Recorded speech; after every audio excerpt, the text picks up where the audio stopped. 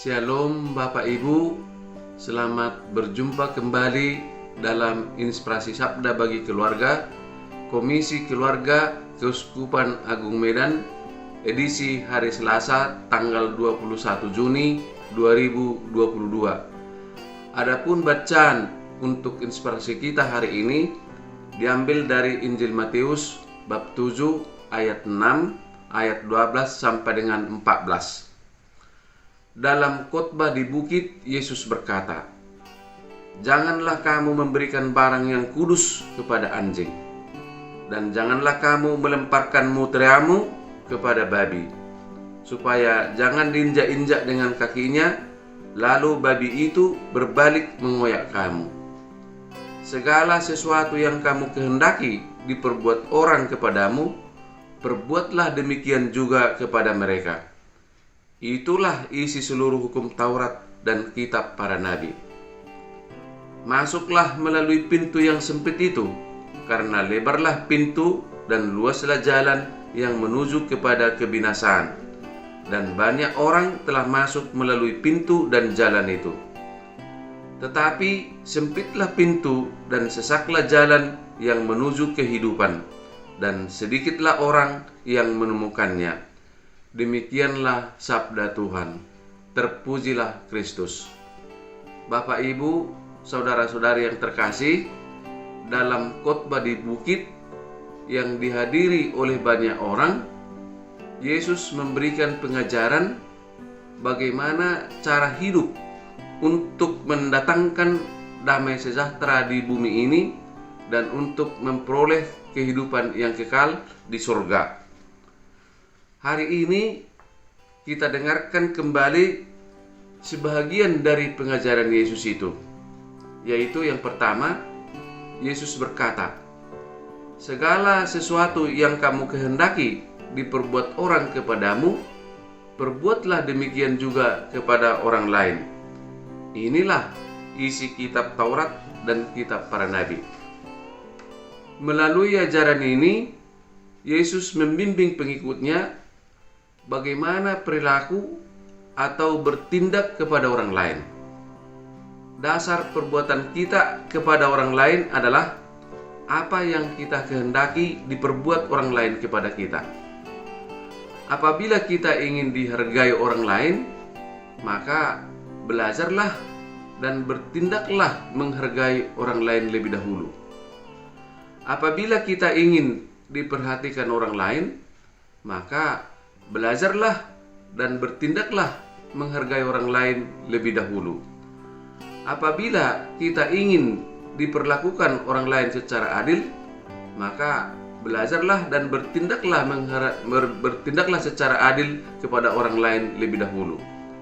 Misalnya, kita ingin orang lain tertib berlalu lintas di jalanan, karena memang sering kita rasakan sambar menyambar di jalanan, kejar-kejaran di jalan raya, maka kita harus belajar dan bertindak tertib berlalu lintas di jalanan lebih dahulu.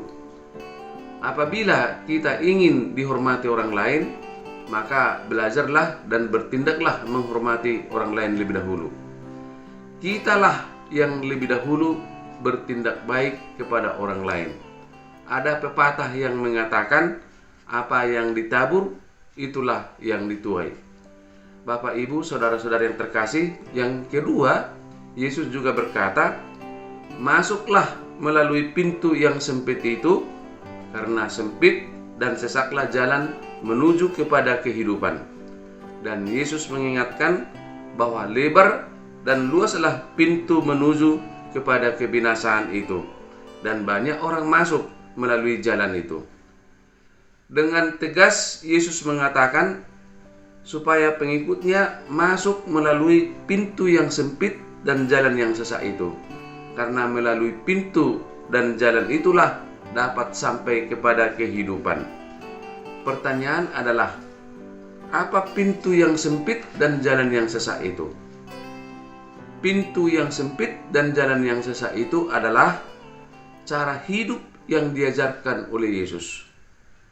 Cara hidup yang diajarkan oleh Yesus adalah cara hidup yang baru seperti dijelaskan Yesus dalam khotbah di bukit yang dimulai dengan ucapan bahagia. Yesus menjelaskan bagaimana orang dapat mencapai kebahagiaan yang sejati. Yesus menjelaskan bagaimana orang menjadi terang dan garam di dunia ini. Juga Yesus menjelaskan tentang banyak hal untuk mencapai kesempurnaan hidup. Hukum Taurat harus digenapi, bukan hanya sekedar hukum Taurat, tetapi harus ditambahkan lagi supaya sempurna. Misalnya, kita bukan hanya mengasihi sesama, tetapi juga mengasihi musuh. Bukan hanya dilarang membunuh, tetapi marah kepada saudara pun adalah dosa. Bukan hanya dilarang berzina, membayangkan berzina dengan orang lain yang bukan pasangan pun adalah dosa, dan lain-lain. Cara hidup yang diajarkan Yesus ini pasti sulit, karena cara hidup yang diajarkan Yesus ini berbeda dengan cara hidup kebanyakan orang. Memang untuk dapat masuk ke dalam kerajaan Allah bukan perkara yang gampang, karena keinginan daging kita bertentangan dengan kehendak Allah.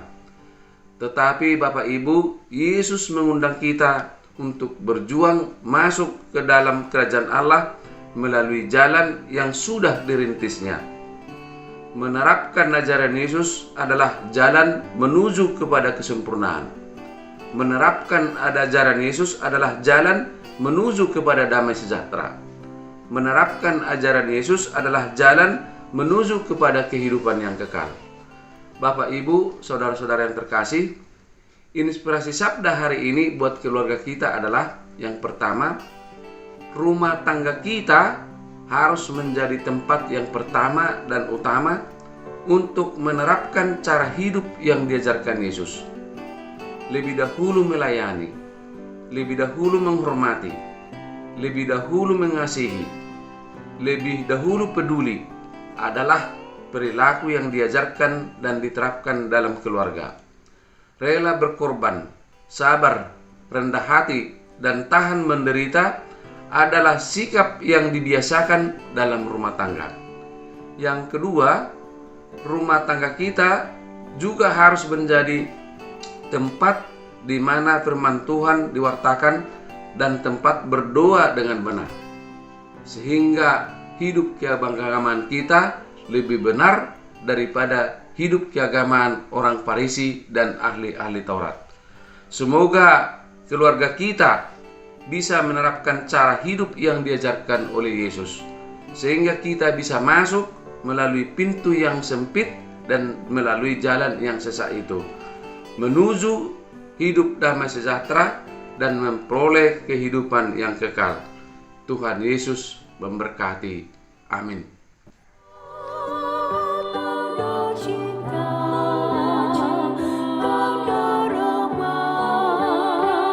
Di dunia